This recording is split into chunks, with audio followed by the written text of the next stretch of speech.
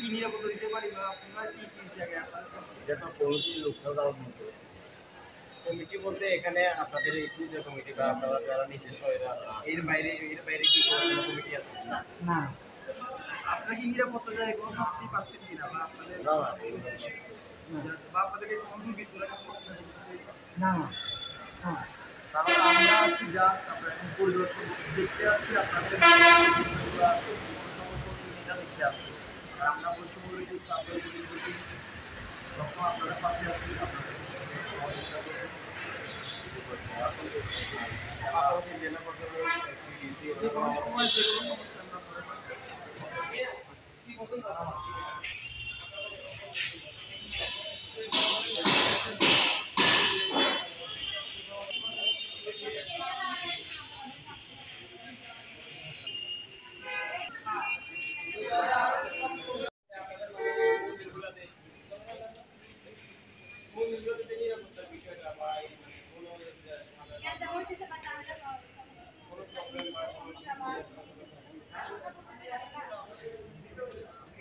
যারা দেখেন এখানে কোথাও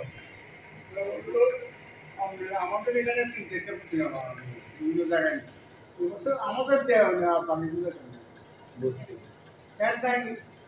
তারপরে যে সমস্ত ম্যাটেরিয়াল লাগে মাটি গ্যাস এগুলো শোনায় এগুলো কোথাও আর সংগ্রহ করতে প্রয়োজনীয় কথা শুকিয়ে হোক বাসায় হোক কাঠায় হোক আপনার প্রচুর অংশ দিয়ে সোনাগাছি সাবলাইনা দাবি হয়েছে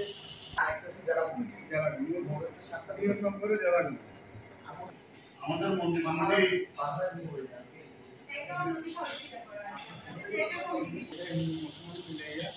বৈষম্য বিরোধী ছাত্র আন্দোলন থেকে আমরা এবারে এই বর্তমান পুজো আসছে পুজোর দিন এই সময়টাতে আমরা হচ্ছে নিরাপত্তা কমিটি বা শহরের বিভিন্ন মন্দিরগুলো যা কী অবস্থায় ওই সব বিষয়ে আমরা জানার জন্য আসছি, দেখার জন্য আসছি।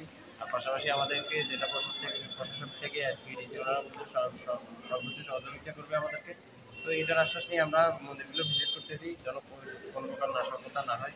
আমরা আজকে আসছি আমাদের হিন্দু ভাইদের যে পূজা সামনে দুর্গা পূজা তাদের কোনো সমস্যা হচ্ছে কিনা কোনো দুর্বৃত্তের কোনো হামলা বা তারা কোনো নিরাপত্তা ঘাটতি বা তাদের কোনো কোনো অংশে তাদের সমস্যা হচ্ছে কিনা তাদের সাথে জানতে আসলাম। পূজা মণ্ডপে আসি আমরা আমাদেরকে সার্বিক বিষয়গুলো দেখাশোনা করার জন্য।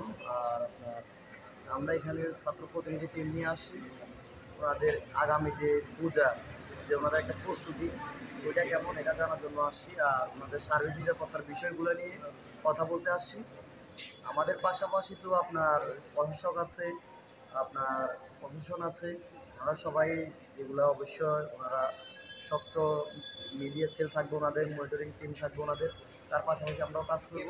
পূজা শুরু হবে 8 অক্টোবর থেকে 13 অক্টোবর পর্যন্ত বৈষম্য বিরোধী ছাত্র আন্দোলনের প্রতিনিধি টিম নিয়ে আমরা প্রত্যেকটা পৌরসভা, উপজেলা, ইউনিয়ন, ওয়ার্ড পর্যায়ে আমরা পরিদর্শন, আমাদের আপনার প্রতিনিধি টিম থাকবে, নিরাপত্তা টিম থাকবে।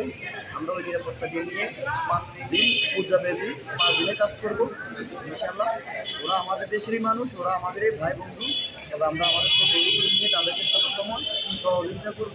তাদের আমরা পাশে থাকার প্রতিশ্রুতি দিয়েছি, ইনশাআল্লাহ তাদের পাশে থাকবো।